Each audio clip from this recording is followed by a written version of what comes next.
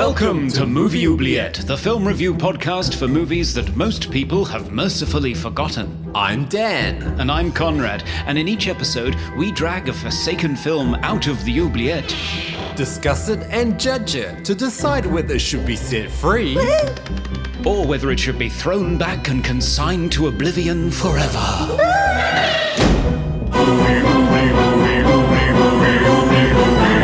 We review the films others tend to forget. Come with us and open up the movie oubliette. Wake up, number 94, or welcome to episode 94 of Movie Oubliette, the Trans-Hemisphere podcast for forgotten fantastical films, with me, Conrad, getting excited about going to see the new Scream film in Cambridge, UK. And me, Dan, feeling like what a lump of butter would feel like in a volcano in Melbourne, Australia. Oh my. We focus on sci-fi, horror and fantasy because we love dreams involving Christmas presents magically coming true, phone calls from the dead, and randomly teleporting to West Virginia. Hello, Dan. How are you? Oh, good. It's been pretty hot. I mean, it's summer in Australia, so yeah, we're all melting. Oh no. What's the temperature there today? Today's not too bad. It was 32, I think. But we've had a good solid string of days, 35. It's warm. Yeah. The nights are the worst. When it's 27 degrees Celsius at night, not fun. No. You just sleep. lie in a puddle of your own sweat, don't you, really? It's not fun. But for all you Americans out there, that is 80 degrees Fahrenheit at nighttime. Yeah. Yeah. It's tough. It is, yeah. I'm sure some of our listeners in southern states can relate to that. Yes. So you're looking forward to Scream? I am, yes. The reviews are pretty good. They're sort of saying, it's self-referential. It's making fun of the fact that there's a reboot of a sequel or a requel or whatever the hell they call these things now. So it's going to be self-referential and very meta, but apparently it's quite gory and quite scary again. Okay. So, yeah, I'm looking forward to that. Okay, all right. I mean, I didn't enjoy Scream 3 and Scream 4 was so-so. It was okay. I didn't think it was amazing. Yeah. Well, these are the directors behind Ready or Not, which I really enjoyed. Oh, okay. I haven't seen that yet. Yeah. No, it's good. It was a good, fun film, bit of a fun, tongue-in-cheek slasher. So they were a great choice for this. Right. And apparently they've done something that, it's not going to be like a stone cold classic, but it's a good fun outing for the franchise. Yeah. Anything, because it's cold and grey and it's only light for about 5 hours here. So anything to sort of break the monotony, really. Looking forward to it.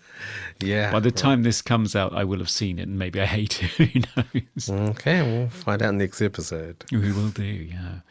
Speaking of episodes, have our listeners been talking about our recent releases? Well, we've got people even going back to some of our old ones. So on Byzantium from episode 78, Blaze Cobb commented, "They are sucreants, not vampires." Just busting your balls. They are bloodsuckers. Close enough. No fangs, though. In Byzantium, their thumbnail grows out long and pointy when they get the bloodlust. They puncture the skin and clamp their mouth over the wound and drink. Also, Darren Shan's vampires don't have fangs similar to this film. So, Cirque du Freak series of books. I don't know if you're familiar with those. Okay. Yeah. They started making them into movies. Well, they made one movie. Yeah, with Josh Hutcherson. Yeah. It bombed pretty hard. Yeah, I did watch it. It was okay. I don't know. Well, Blaze Cobb says, the books, all in caps, ignore the film. That's what I do. So, of course. A reader out there, so that's great. On Firestarter, Jake says, I can understand why people slate it, but I love it, and it does exactly what I would expect and like from a film with that premise, which was made in the 80s. I would agree. Very true. It's great. It really ages very well. Yeah. I was impressed with the behind-the-scenes footage that Isaac churned up for our socials with the guys with the asbestos masks on their faces being set on fire. Right. Oh, no. What kind of a life is that? My goodness. Yeah. Yeah. And finally, of course, we heard from Serge of Cold Crash Pictures. Oh, hello, Serge. Hey, Serge. He said Firestarter is fine, but between the Fury, Scanners, The Dead Zone, Starman, and even Winter Kills to a lesser extent, I really feel like I've had my fill of films about people with semi-supernatural powers on the run from shadowy government goons made between 78 and 84. And you know, when I say fine, I think I really just mean no better or worse than any other film with the same plot, except X-Men. I'm glad Movie Oubliette validated my deja vu by mentioning all of these other Psychic on the Run films in their latest episode. Mm-hmm. Yes. So, yeah, very, very true. But thanks everyone for writing in. We always love hearing from you. Yeah, please send us more messages. So today, Conrad, what are we going to be discussing on the episode?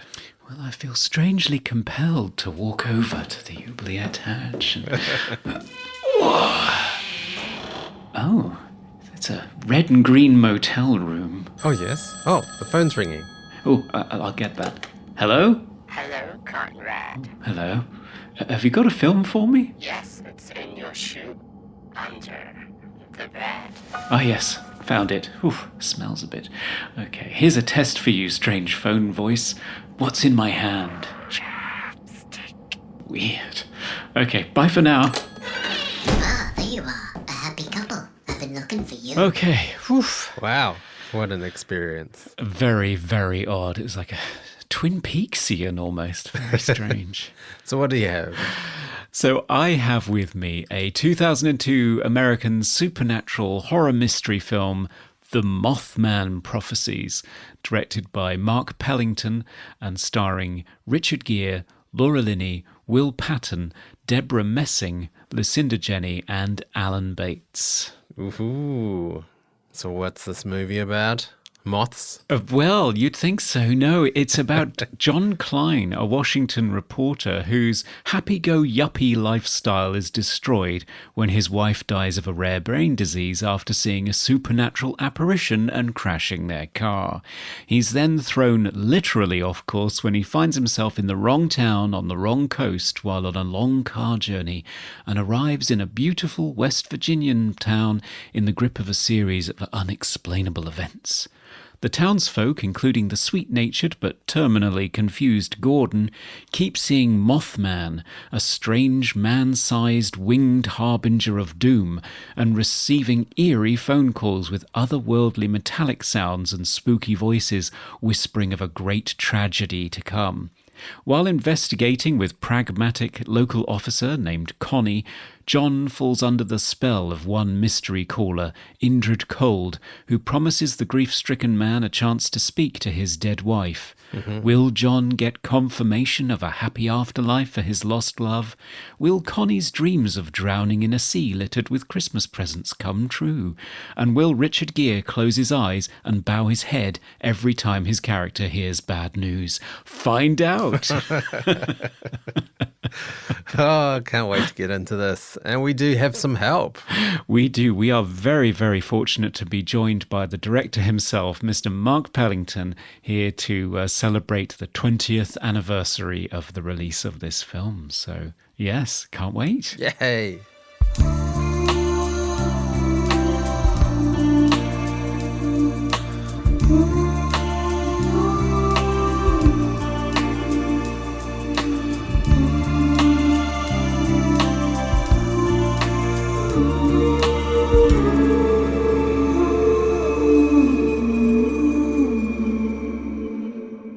Our special guest today cut his teeth creating MTV's innovative visual style and became an award-winning and acclaimed music video director, working with artists such as U2 and Bruce Springsteen, among many others. He's directed episodes of series such as Cold Case and Star Trek Short Treks, as well as feature films in genres as diverse as comedy dramas and gripping neo-noir thrillers. But he's probably best loved among fans of our favourite genres for directing the chilling supernatural mystery film that marks its 20th anniversary today, The Mothman Prophecies. We are very excited to welcome Mr. Mark Pellington. Hello, sir. Oh, thank you. Good intro. Thank you. You said the title of the film perfectly, as opposed to Mothman Prophecies. It's Mothman. It has to be more hushed. Yes. And that came into like the marketing of the film was how do you brand this movie and have it be mysterious and not hokey. Because we got to Pittsburgh, we shot it in Pittsburgh, Pennsylvania, and like literally the local paper had a big bug-eyed cartoon. Oh, wow. And it said, Mothman's here. And I was like, oh, shit. Oh, no. Well, the film is very ahead of its time. That's why I couldn't believe that it's 20 years old already, because it's very much in a style that I'm familiar with now in similar series you see on Netflix and so on. But, I mean, at the time, it would have felt as though it should have been like a monster movie. Well, it's interesting that you say that. Two reasons. One, we've been in the process for about a year of developing the streaming version of the Mothman Prophecies. Really? Yeah. And I'm working with a guy named Terry Metalis, who works on Picard, who used to do 12 Monkeys, and Alex Kurtzman, the Star Trek guru. Both of those guys are huge fans of the film, and they are executive producers. And we're about a year into developing the idea for a series. I mean, look, Mothman had a lot of influences. Sure. But when I watch a lot of television now, I find a lot of it's very similar. One show that I did love was the one Jason Bateman directed, The Outsider. Oh. I don't know if you saw that. Yeah, it's based on a Stephen King novel. Incredible cinematography, like very Mothman. It is. And the sound of it was what made it unique. In Mothman Prophecies, we hired our sound designer before we hired our cinematographer. Ah, wow. Right. And the sound of the film was incredibly important. And to follow up to your previous point, it was being developed as a movie into much more of a creature monster movie, which they had offered me the movie. I read a script and passed. And then every time they kept on doing new drafts with more and more Mothman, a red-eyed monster, it just got less and less interesting. So I, with two writer friends of mine, Louis Clark and Ernie Marrero, wrote a draft that basically just went back to Richard Haddam's original draft and cherry-picked some of the ideas that they had come up with, but just said, how little do I see the Mothman? And that was the version that Richard Gere signed off on. Right, right. So your thought that it being designed to be a monster movie is probably right, except you just don't get to see it. Yeah. I mean, I think what's most chilling about the Mothman in this movie is it's hard to describe it. Like, is it an entity? Is it on a different plane of existence? And it's never really explained. Like, what was your approach to sort of portraying the Mothman on screen?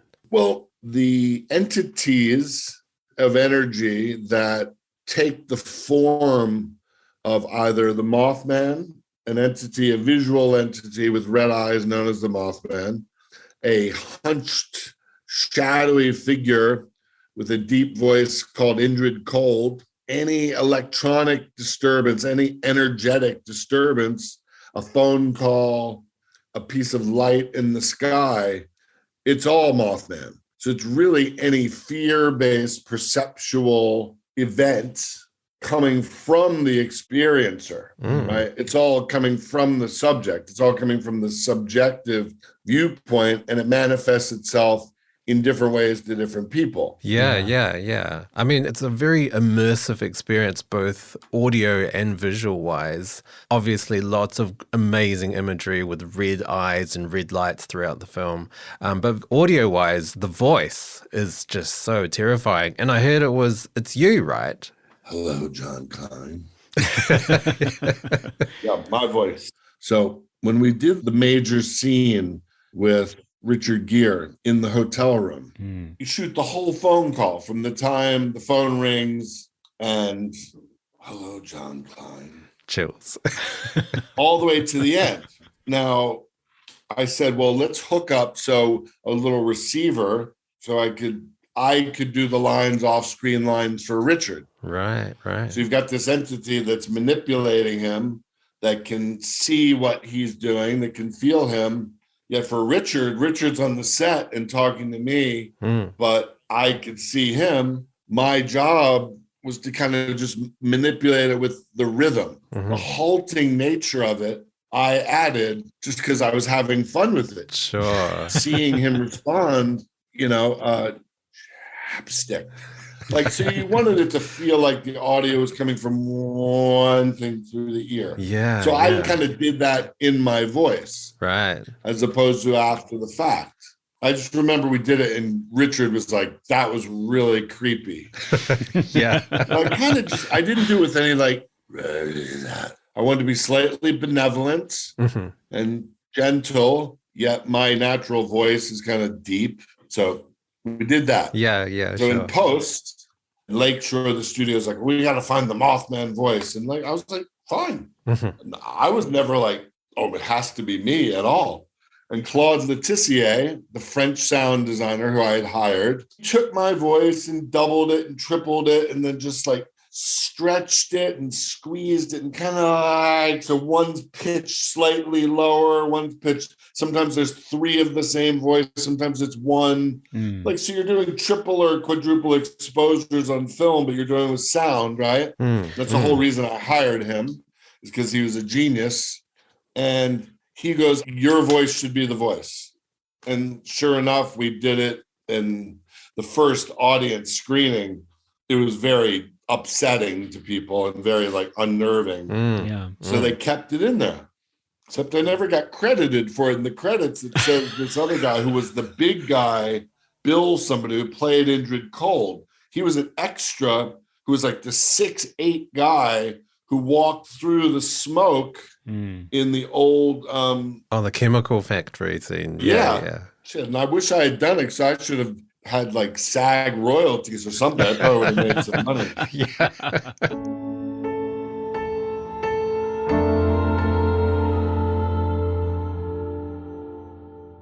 You've worked on a lot of music videos, a lot, from really amazing artists like Silverchair and U2 and Nine Inch Nails. We're in this together is probably my favorite Nine Inch Nails music video. Would you say that the music video format influenced the visual styles of the Mothman Prophecies? Well, I don't know. I still do videos, and the way I frame or shoot or come up with ideas is really no different in a music video than it is in a film, than it is in a TV show. And there's imagery in blind spot, just like there are in a Chelsea Wolfe video from 2016.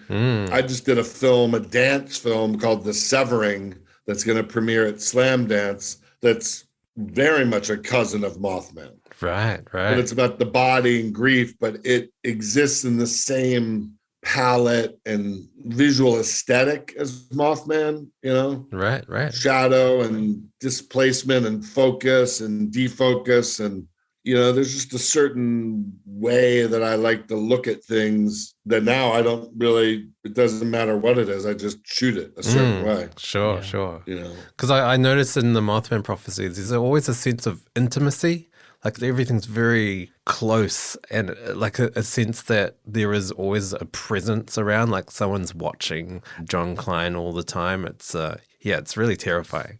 Again, that really came from the design principles with the production designer Richard Hoover, and really baked into the sets and the style. And again, by doing the sound first and played a lot of sound on the set, one of the reasons I did the film was if you read the script, it was a really weird script. Yeah. I mean, it's not obvious what's going on plot-wise. You don't really answer the question as to like, what did it have to do with his wife? So there's a certain distancing of ambiguity with it that I felt was baked into Keel's book, right? Sure. And having experienced grief, unfortunately, later, my wife died after I made that movie. There's a powerlessness that John Klein has that I felt years later in grief. You can't explain it. It permeates it. So it's with Gordon, it's with Will Patton, right? It's just this feeling. So if you've got a camera and you just say, okay, we're going to do this scene, and the language and the feeling of it are disquieting and a little uncomfortable, and fear runs throughout it, right? Fear and the unknown runs throughout every scene in that movie. I watched it recently and was like, every scene is really loaded with meaning in that it gives you another piece of the puzzle down, but it's never really connecting in that mechanics of plot, like plot 1 + 2 + 3, which is a lot of storytelling now, especially in TV, does. It's just so plot driven, right? Plot kind of overpowers character and theme. And Mothman was very much where the theme of not knowing, the theme of madness within, and the feeling definitely trumped the plot. So therefore, when you're visualizing it and you're telling your second unit guys to go shoot the car going up in the snow in Washington, D.C., and the footage comes back with, hey, it's all shot on film too, which is a great difference between it shot digitally and film. And it comes back and there's a registration problem. So like there's these little like what look like notes coming off of lights, right? Right, yeah. So, I mean, that's a total mistake. And you would reshoot that. And like, they're like, wow, we got to reshoot it. I'm like, you got to be crazy. This is absolutely not being reshot. Oh, wow. You couldn't design visual effects like that. The visual effects guy in that movie got so many gigs for mistakes. It was out of focus. Wow. Shot infrared film. We'd have no idea what was going to happen. Like, I don't know. Well, what if we underexpose infrared film and put a flashlight through the lens? What will happen? Wow. And you see it and you're like, that's pretty cool. Oh, yeah. People thought there was all these CGI.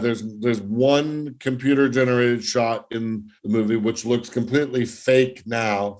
It's a point of view going through the bridge into the power plant at the end. Yes. So if you look at it now, or if you catch it on TV, you'll be like, geez, it looks like a video game shot in the middle of ostensibly a movie shot on film. So right now, Mothman, even though it was released in 2002, it doesn't look like a mid-2000 film.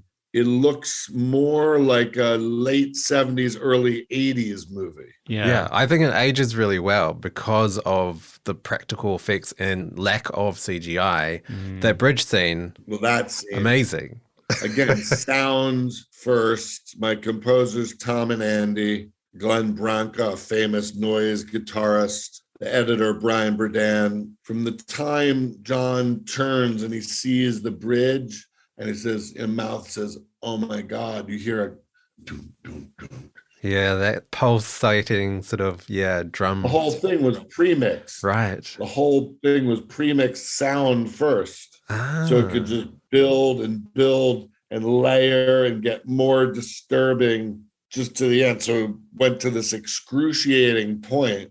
And literally we were pulling every scrape of every like camera rollout and oh my God. I'll give you a good story about the bridge, how little money we did that whole sequence for, right? Like the whole thing was done by a guy named Gene Warren. Gene Warren was an old school practical effects guy. He had done Terminator 2, right? Oh, wow. Yeah. So Gene built the bridge and it was 1/6 scale model that would break apart and the cars would collapse, shot at nighttime out in Burbank. So the illusion is, you really feel like the bridge is coming. So, but it was all done with a model, right? Right. It was really Gene Warren, Robert Grassmere, the effects supervisor, and stunt guy. We had done a small stunt bridge, which was about 60 feet long, with some practical stuff. It was all on a big pulley system and a cantilevered thing. Right. On the real bridge, we shot all of like the stuff with gear, and it was a quite elaborate sequence that we storyboarded, and you're working on that the whole movie, but it constantly Lakeshore was like, oh, we can't afford that. You got to lose another shot. And you're like, Jesus Christ. Oh, no. So one night we went up there the first night to shoot, and it was snowing. And I'm like, we had to shoot something that first night. And in between the snow, we're just shooting some extras up there. And again, the production company, they're great, but they were cheap, right? They didn't want to hire real extras who had to act, who were supposed to be scared in the car, right? Right, yeah. I'm like, well, what do you want to do? Just throw some people in there and have them say, act scared? And they're like, yeah. So at one point, there's this kid in the back seat. He's like maybe 13. And they were trying to get his performance. Like, okay, the thing's coming, you're scared. And he was like, ah. Like, I was like, oh, fuck. This is terrible. This is horrible. Yeah.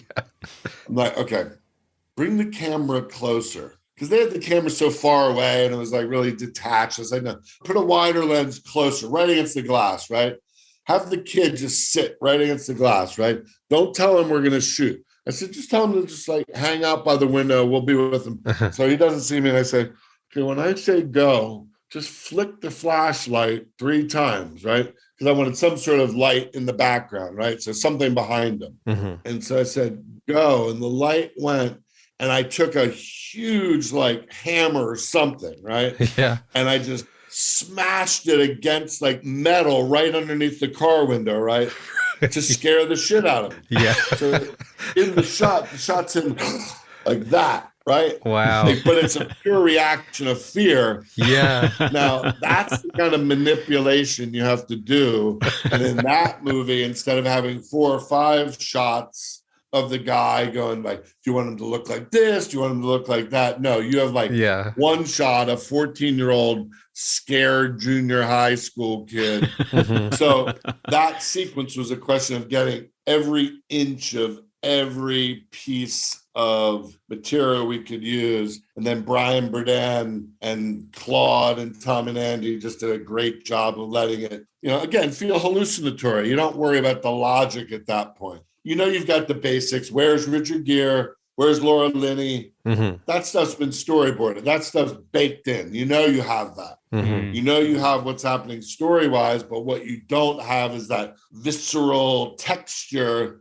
So I see sequences now in movies, like the shit's all so perfect and storyboarded and there's no mistakes and it doesn't feel, you don't feel anything. No.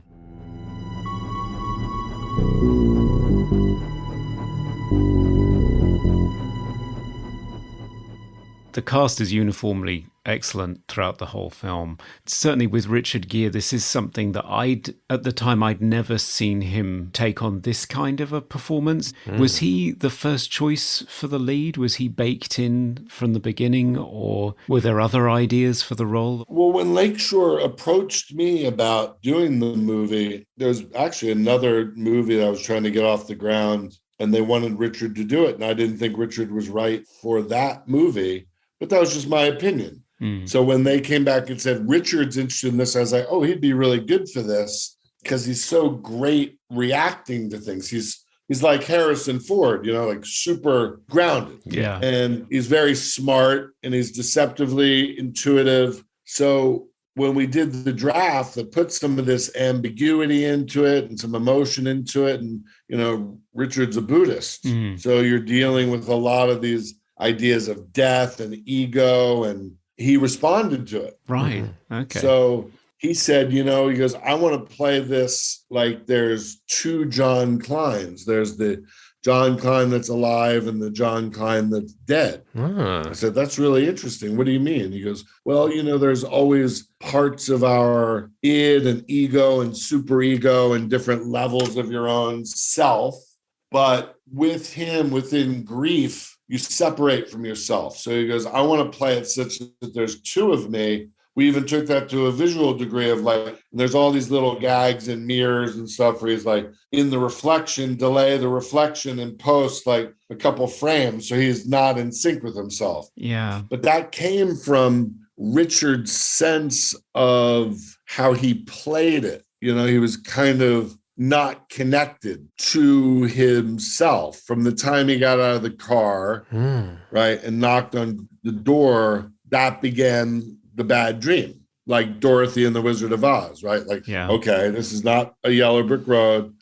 He was trying to find his way to truth, yet was constantly thwarted, had an ally in Laura Linney to try and make sense of it, yet things kept on just knocking him over and making him unsure to the degree where he started to lose his mind, right?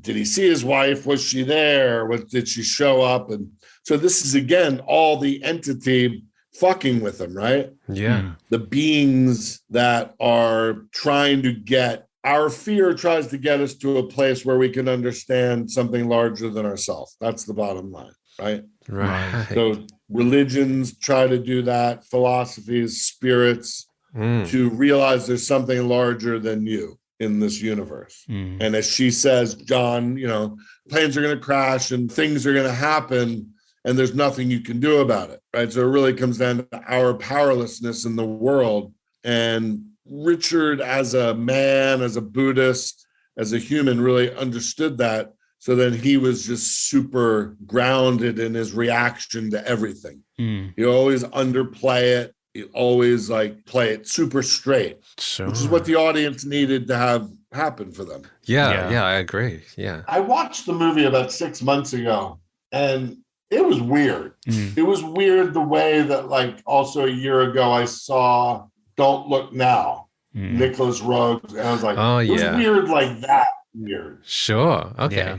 Another film about grief, oddly enough. Yes.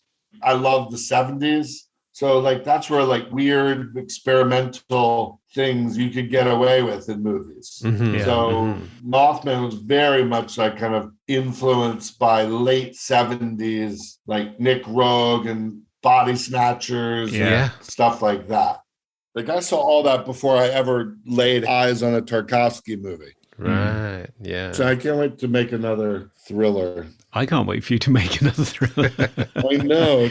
I've got one I'm very optimistic about called The Cold Read. The producers approached me about 6 months ago, and they actually had produced Lost Highway, the David Lynch movie. And they came in and they said, we've got a script that we think would be really good for you. And I read it, and I was just like, it reminded me of when I first read Mothman, just like super yummy, super tonally, like about a reader. Did you see Nightmare Alley? Not yet. Okay. No. Well, you know, cold reading is where like these psychics, but really like people who communicate with the dead. I'd say it's a cousin of that idea. And it's set in 2004. Yeah, I'm very optimistic about it. Well, we'll look for that. Yeah. Well, at least we can look forward to a series. And although it's tangential, but I read that Arlington Road is being developed into a series as well. And Arlington Road is closer to being a series than Mothman is at this point on the track. I think Mothman will get its day. It's just once we get everybody focused on it again, I think we'll get it there. Well, I hope so. Yeah. I'd look forward to seeing more of this mythology. Yeah, you might get the movie Cold Read before you get either of them. Okay. I've decided I've made my dramedies, my comedy dramas, they're out of my system. So now it's only dark, and darker for me. Yeah. There's an appetite for it right now. Yeah. There's an appetite for something. I don't know. Right? Yes. Well, thanks so much for coming on. Yeah, and sharing your memories of the film. It's been great. What memories? I don't remember any of it. And a real pleasure. Yeah. And a pleasure talking to all you Mothman freaks out there. So own your fear, and we'll stay in touch. Okay. Thank you. Thanks very much. Cheers. Bye. Bye. Bye.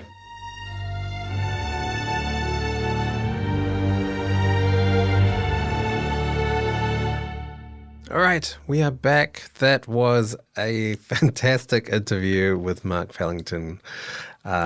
Yes. So much insight. Yes, and it's so clear what a fun project it was for him and how much he put into it as well. Yeah. So, I mean, he did have a lot of challenges to overcome, but I think for the most part, he delivered the film he wanted. yeah, and in a lot of ways, those challenges sort of created opportunities that he could then use, like, you know, footage coming in out of registrations that ended up with these really weird light streaks on it. So he just used it as part of the mythos.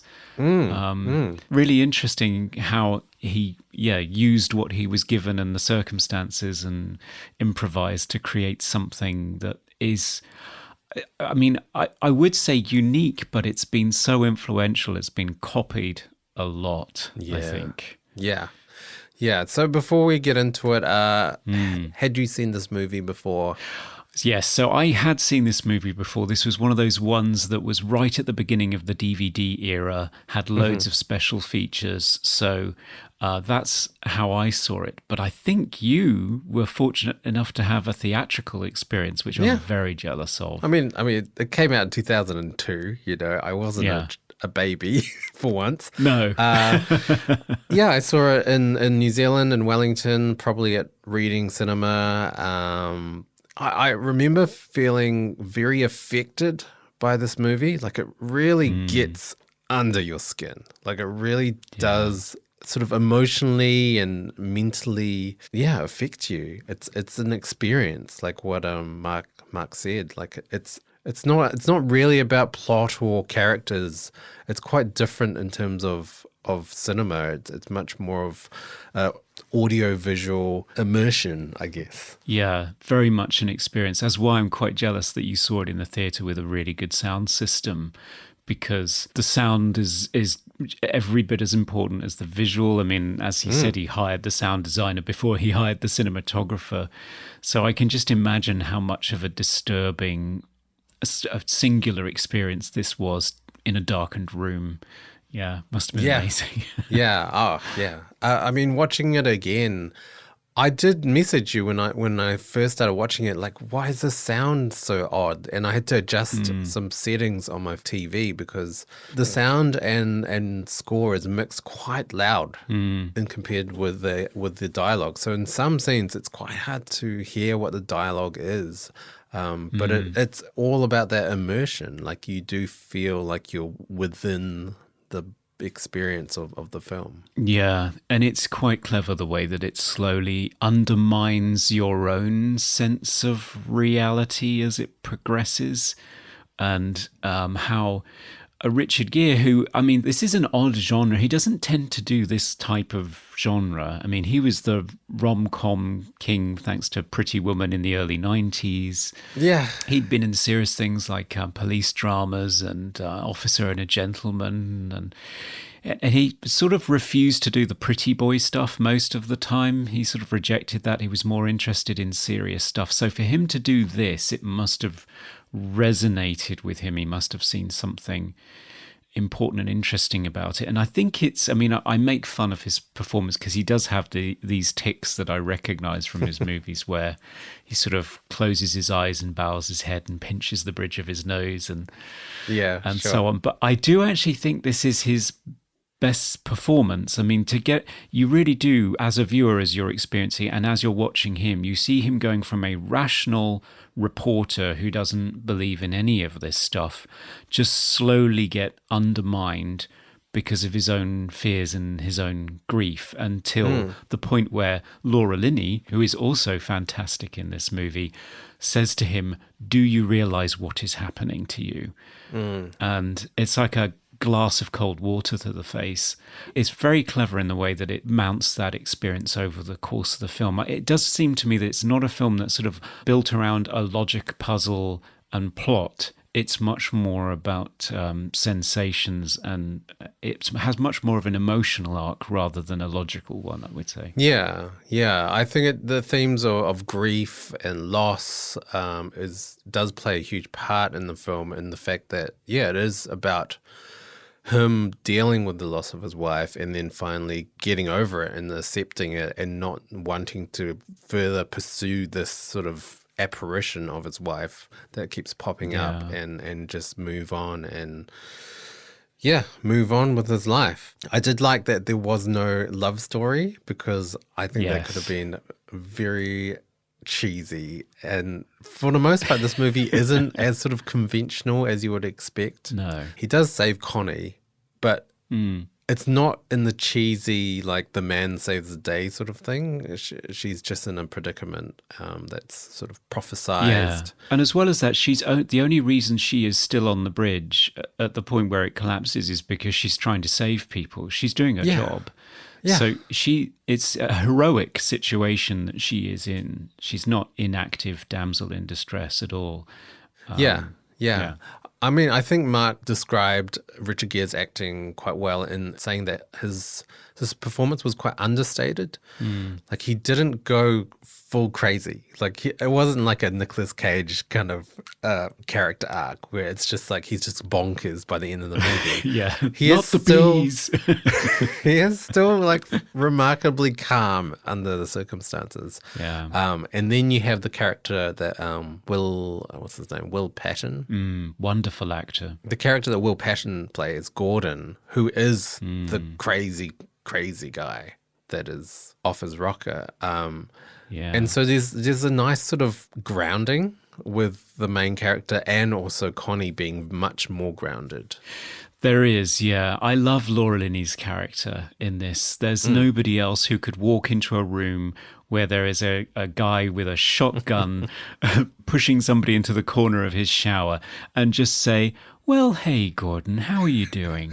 And just completely diffuse the situation. And I believe in that woman. I believe that woman would exist in that town and have that role in the community. I like that. She's very pragmatic, but she's still open-minded.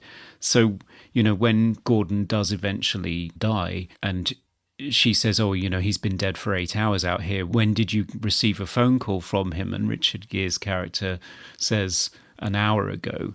She just looks at him and says, I hate this. And it's not, I don't believe you, or I can't handle this. It's just, this is disturbing to me. I can't rationalize this, but I'm not rejecting it outright. It just makes me very uncomfortable. But pragmatically, I'm just going to get on with what it is I can do in the circumstances. I really like her as a character. Originally, if you look at the deleted scenes, she was a single mother. She had a child. And there is more of I think there was a kiss at one point with the John Cline character, but they cut all of that out because they just didn't feel it was right. Yes. And I agree with them, and I agree with you. I like that they are, they are close friends. They have an intellectual synergy, and they have an emotional empathy for each other, and I buy that. And I don't see it as being a sexual thing at all. Yeah.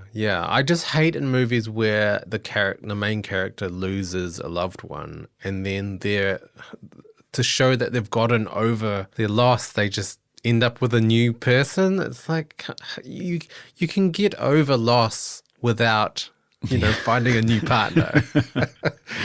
Yeah. It's a good narrative shortcut to demonstrating that. Sure. But there are other ways. One of my favorite movies, Ordinary People, they signal it by the main characters refusing to eat throughout the whole movie. And one of the last things that he does is accept food from his love interest. So there are sort of other ways of doing it. But replacing your dead partner is pretty cheesy. Yeah, like a Starman. So now it's time for Random Trivia.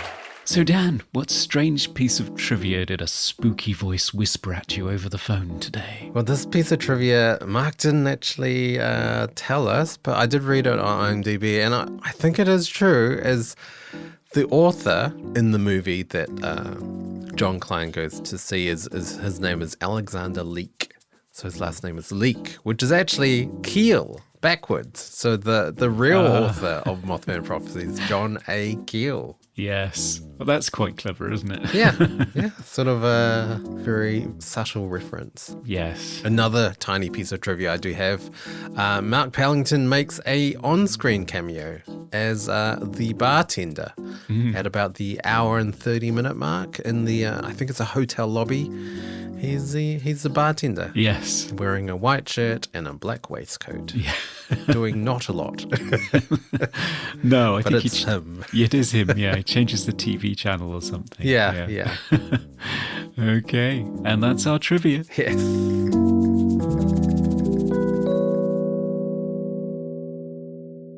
Will Patton as well is a very, very fine actor. I mean, we've come across him before. Yes, we have. Yeah, I didn't even realize, because I don't really know him that well as an actor. But yeah, we have come across him In The Fourth Kind, where he's kind of in Laura Linney's role, and his character is terrible and makes no sense. Oh, that whole movie so we is were kind of terrible, making fun of him.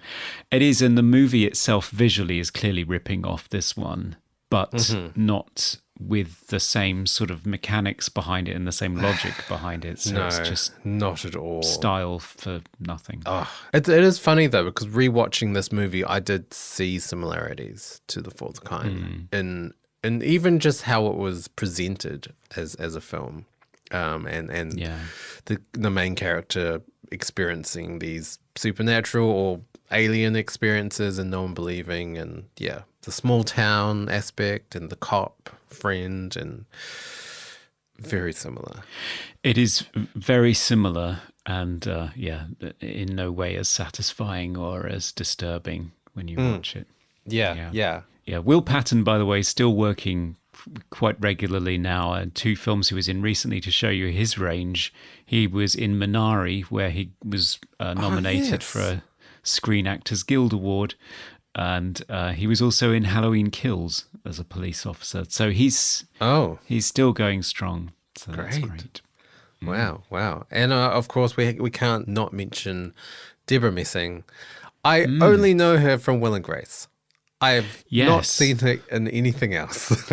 I have seen her in a few films, actually. But yeah, she was at the height of her fame as in Will and Grace at the time. So to see her as this traumatized, spaced out woman who has seen something that has just haunted her and completely changed her perspective on the world was quite disturbing. Yeah, really was. It is quite moving, like watching those scenes when she's in the hospital bed and she's just trying to come to grips with what she's witnessed. It's a performance. It's great. And she's in the movie for a fraction of a second, pretty much. It's a tiny role, but she gives it her all.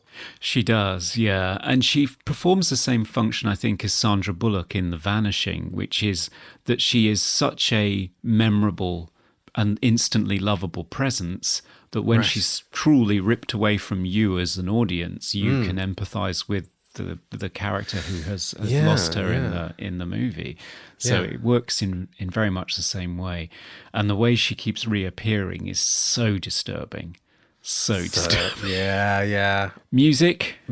Yeah, we have talked about it extensively with Mark. I would like to state full disclosure that I never knew how to pronounce the duo's name. I thought it was one word, Toman Dandy. Had no idea that it was as simple as Tom and Andy, because the musicians' names are Thomas Harju and Andy Milburn. There you go. Most unoriginal name for a duo, but I got confused. Yeah. Okay. Well, maybe we could do one ourselves like that. Dan and Con, or Con and Dan. Or it's not quite as fun, is it? But yes, music-wise, amazing. I think you pointed out as well that there's a lot of music cues using sort of more sound manipulation that foreshadow events to come. They do. So, I mean, the film does a really good job of seeding those things all the way through, like you said, with the Tibetan bowls. There are these metallic noises that are meant to symbolize the straining of the cables on the bridge. I think it's the first sound you hear when the film starts proper, when Richard Gere pulls the phone away from his ear. It's there from the outset that is what this is all pointing towards. And there are these lovely echoey samples. I think it's guitars that they've just manipulated all to hell to sound like this metallic breaking, stretching, scratching noise. I think they're scratching the guitar strings. I think that's what they're doing. So it's that sound with lots of distortion and reverb and lots of manipulation. But yeah, you do hear it throughout the film. And during the bridge collapse scene, you hear exactly that same sound as well. So it really does kind of precede the event to come. Yeah, it does. What I love about it is even though it's what you would describe as a sound design score, it's still a great score to listen to. It is. And it has the emotional element to it that I love as well, because there is a sizable string orchestra in there. But it's not emotional in a sort of sappy, clingy way. It's quite somber and dour and moody in terms of its use of strings. So even things like after Richard Gere learns the news that his wife has died, there is a surge in the chords, but it's not sort of overly sappy. It's just sort of disquieting and melancholy rather than melodramatic and sappy. So the strings are used really well. I think that there's a really good balance because Mark Pellington did say that he was highly influenced by David Lynch. But the problem with David Lynch's films, score-wise, is they can be too ethereal and too crazy and like weird tones, and it does kind of disassociates you from the sort of humanity of the film, whereas the strings in the score of Mothman Prophecies makes it, it does ground the sort of overall sonic palette. Yeah, it does. And it's very subtle, the things that they're using to achieve the effects they're achieving. On the documentary, they talk about how it's always using augmented fifths. So having the third note in the chord just one step higher than it wants to be to resolve, and leaving it hanging there all the time so that it never quite resolves, which is quite literally the theme of the movie, so to speak. Right. And they also talk about how all the sound manipulation, they were working on Akai samplers back in the day, those standalone sample units, which meant that all the editing work they were doing, it's not like today where you'd apply an effect and then you could just, hit undo. Once they'd done it, it was done. It was destructive editing. So they were up late at night destroying these samples. Through multiple chains of effects, quite experimental and exciting. The end result speaks for itself. It's a marvelous album, if you can find it. Yeah. Coming to you live from the Movie Oubliette Theatre, it's the prestigious Mobley Awards. Okay, it's the Mobley Awards. It's where we present our favourite cryptozoological parts of the film in a number of prophetically disastrous categories. Best quote. My favourite quote is probably the one where the Leak character puts a capper on the whole point of the movie, which is, in the end, it all comes down to just one simple question. Which is more important, having proof or being alive? And what I like about that line is it's quite spooky in the sense that when he says being alive, it's not just a question of getting on with your life and living. There's also a threat implicit there, which is that if you go down this path and keep following Mothman, you will end up dead. Yeah, like Gordon. Yep. It's threatening, but also quite a good philosophy for life. Yes. I found this movie just jam-packed with great quotes, to be honest. There are loads. I'll mention one I picked out. This is near the start of the film where John is talking to his friend in the hospital, kind of discussing Mary's, his wife's condition, kind of how sort of futile their sort of situation is, like with her tumor. And he says, It's like one day you're just driving along in your car and the universe just points at you and says, there you are, a happy couple. I've been looking for you. And it is kind of the theme of the film, like how powerless we are to our fates, I guess.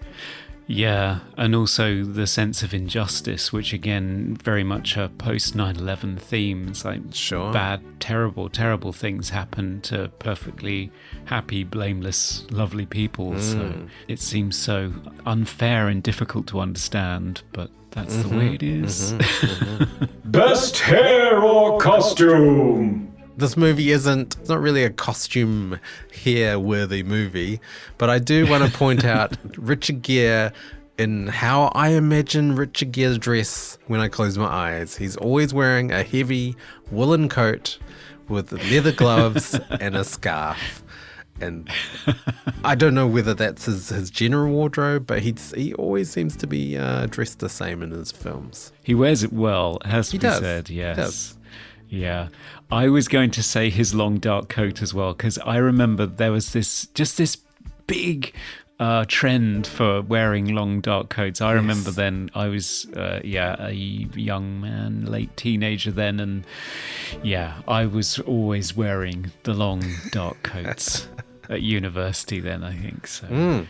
Yeah, very popular. It was, and also I think it's from the X-Files again. It's people in long, warm coats running around with torches. It's quite a popular culture image, I think. Most naughty moment. There's like the most obvious things, the slow shutter speed slow-mo that seemed to be quite prevalent in the 90s and 2000s, where everything's just kind of juttering for slow-mo on purpose. The flashbacks having some weird grainy high contrast, strange color grade over it, but knowing that this was all on film as well, it's I don't know, it's credible still. It's not digital. It's still credible, yeah. It's not the fourth kind sort of let's just press all the buttons on our digital editor and see what the result is. This is them filming with infrared film stock and screwing around with film emulsions and goodness knows what else. So they're sort of doing sort of grungy, fun analog things that I love. Yeah. How about for you, 2000s? I thought the opening titles existing in the world of the movie was quite a early 2000s thing. So the titles are reflected on Deborah Messing's lipstick case on the glass partition. I didn't notice that. Richard Gere's office. Yeah, and it just reminds me of things like Panic Room. Probably. Yes. Yes. That's what I was thinking. Yes. Yeah, where the titles are hanging in spaces, which, I mean, is thematically relevant. I'm not sure what the relevance is necessarily here, but I think you mentioned another film recently where the titles existed in real space, but it wasn't one I knew. The Tall Man, I think, was the one I was thinking of. Yeah, title sequence is incredible. I mean, the movie, not so much, but... yeah, opening, really good. Favorite scene? Well, I mean, it's the bridge collapse, obviously. It's a standout, yeah. But if I had to pick something other than that, then it would be the phone call with Indrid Cold that John Klein has in that motel room. Sonically. Yeah.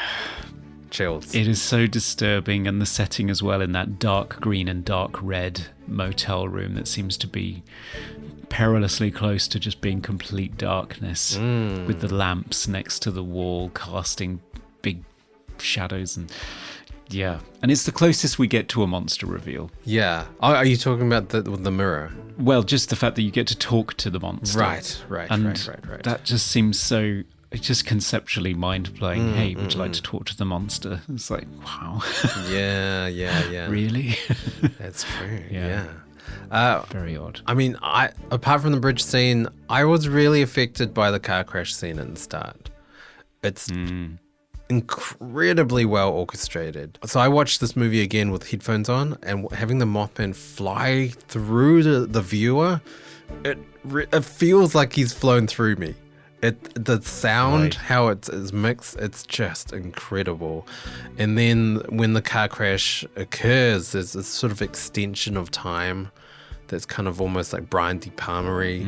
And then it's punctuated by that glass break when Deborah Messing's head hits the car window. It's just spine-tingling. Like, it's a really, really well put together scene.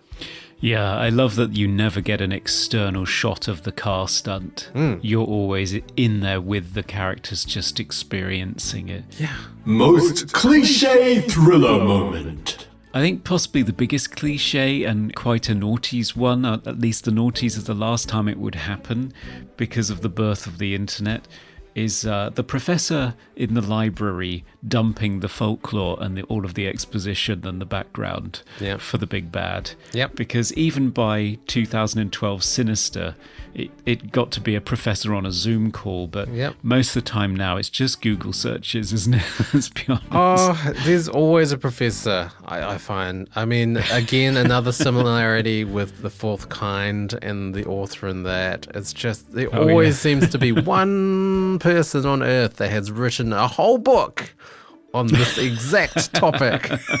Of course. Always. Yep. Yeah, I mean, I love it. That's an obvious cliche. I also found the phone ringing when it's off the hook or not plugged in. Yes, I wrote that down as well. Nightmare on Elm Street 84, probably the other one that started that off. Yeah. Best special effect. I really did like the Mothman imagery. Yeah, it was kind of alluding to shapes.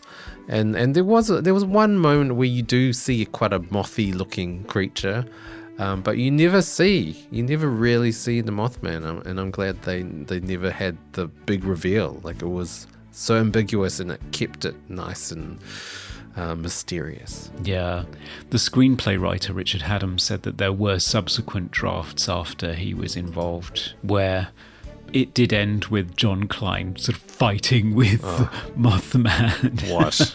Oh my God. It would have been terrible. So thank goodness Mark Pellington said, hey, this first draft, that's the one I want to do. So, wow. Can you imagine how awful the movie would have been if it was just a creature feature? Yeah. It would have been completely disposable, and I'm sure Richard Gere wouldn't have been involved in it for starters. Or Laura Linney. There's no way. No. Special effect for you? It's got to be the bridge collapse again, but it's specifically the model work. I'm a huge fan of bigatures from this era, sort of the Lord of the Rings era. I'm rewatching those in 4K at the moment. Right. And it really gives you an appreciation for building the people who knew, the craftspeople who knew how to build these things to scale and light them and film them, and then use CG to put characters in them. There is one specific shot of people running away as the bridge cracks in half that is clearly, when you look back on it, it's obviously got to be a miniature with superimposed extras via CG compositing, but I mean it's there briefly and it's terrifying and completely believable, and I love it. I miss it. I don't think they do that kind of stuff anymore. No. Favorite sound effect. We've said it already, it's the Tibetan singing bowl when John's dead wife suddenly appears in his bed. Yeah, I just think it's amazing. Well, I'm going to go with the obvious choice of Indrid Cold's voice. Just phenomenal manipulation, and how Mark Pellington described like triple layering the voice on top of each other and slowing it down and speeding it. It sounds so good. Yeah, it does. They haven't just slapped on one plug-in and hoped for the best. It's constantly changing and evolving, and sometimes it sounds more human, sometimes it sounds more electronic. It's a wonder to sort of sonically experience. Yeah, it is. It's great. Most funniest moment. As much as I love Laura Linney's performance for just what a believable, wonderful character she is, she also, as she has many times in her career, she has a great line in comedy. And that scene right after she's been introduced to John Klein, and they're just sort of getting to know each other. He asks if she grew up around here, and she says, oh yes. And he says, on a farm? And she says, shucks no, real live house with indoor plumbing and everything.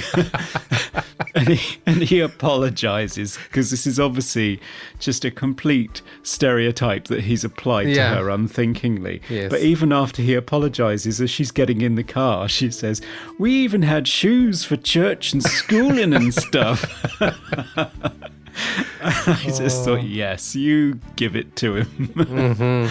Goddamn city slicker with his stereotyped view of this town in West Virginia. I loved it. I thought it was really good and humbling and funny. And I think so often, just in real life, when you meet somebody, if you can have a shared moment of humour like that, it quickly warms you up to both characters and believe in their relationship. It really works well, and she does a great job of it. Yeah, it's a real conversation, you know, between two real people. Yeah. So, funniest scene for me, it's a scene where they're analysing the recording of Indrid Cold. So they're in the studio. I wonder if you're going to say the same thing as me.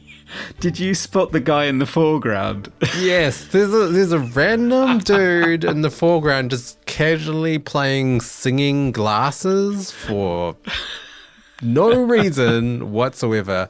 I mean, that whole scene is ridiculous. If you pause on that scene and you look at what is in this studio, in inverted commas, it's like they just hired a whole bunch of random audio gear and just placed it in a space because it's very odd. Yeah.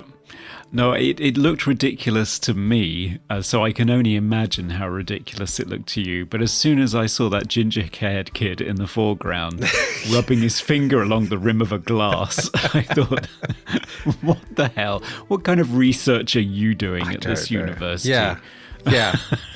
I don't know. And maybe it was a reference to the Tibetan bowls, the resonating vibrations.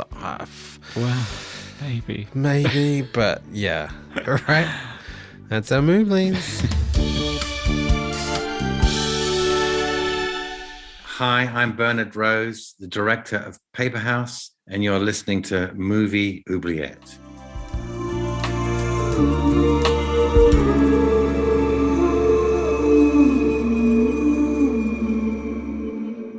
Oh yes, it's that time. The final verdict. Should the Mothman Prophecies be released from the oubliette to prank call the masses and tell them they're going to love this film without even knowing it? Or should it be dropped off a collapsing bridge to sink to the bottom of the oubliette to be forgotten forever? Well, I think it's pretty obvious, Conrad, that we both really enjoyed this film, but tell us your final thoughts.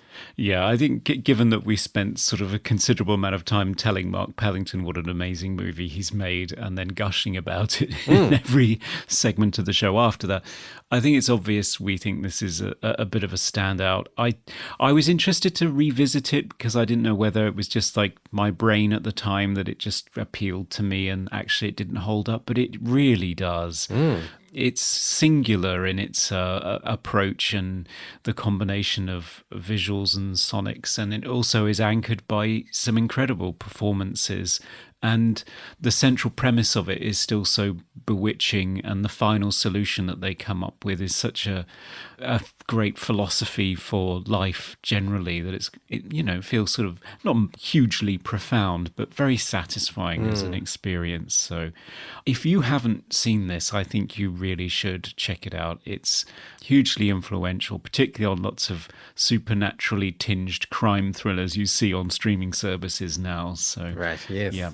I think this is a keeper. This one's got to be set loose to fly and terrorize another small town. Yes, I would agree with all of that. I can't say enough about how sort of immersive this movie is. It is really an experience. Ideal situation to watch this either on headphones or with a really good sound system because, sonically, it is something that is more felt than seen almost. And it does really creep under your skin and makes you think about it for hours afterwards. Repeat watches, it gets better and better. You notice more subtleties and subliminal visuals and sound cues, great performances. Even the script is great. So because of the sort of ambiguity of the ending as well, it makes it more enjoyable. Like there's enough answered for it to be still a conclusion, but there's still a lot of unanswered questions. Yeah. Which makes it, a movie to sort of ponder over. So this is highly recommended in my book. Yeah, definitely. So off you go, Mothman. Fly. Scamper away. Yes, I will see you in time. So, listeners, if you want to keep up to date with our future episodes, our future prophetic reviews of films, you can follow us on all social media platforms, Facebook, Twitter, and Instagram as Movie Oubliette. We're also available via email on movie.oubliette@gmail.com. And please, if you haven't already, give us a rating and review on whatever platform you are listening to us on. And now Spotify apparently has a rating and review implementation. So please, tell us how much you love us. Yeah, we need it to bolster our confidence. And if you'd like to support the show, head on over to Patreon, where for as little as $1, you can nominate films for us to cover in future episodes and get access to extended cuts of various segments, including, for example, the full version of our over an hour-long conversation with Mark Pellington on this episode. And for $5, you get access to our special minisodes where we discuss new films that aren't in the oubliette because they're massively popular and well-known. Yeah. So, lots of value, and we appreciate your support. Yes, and they're going to be in video form, right, Conrad? Yes. Yeah, we're going to have to show our faces this year. I'm buying foundation by the truckload. Yeah, I'm going to have to buy some lights or posters or something. Yeah. All right, Conrad, what are we going to be discussing next episode? Well, one of our New Year's resolutions was that we wanted to cover more films from before the 80s because we're often stuck in the 80s, but also we do a lot of stuff from after that. But we really want to delve into some older titles. So we said to our patrons, nominate anything from a decade prior to that. So we've got a wonderful list of films suggested by our patrons. So many. Including so many.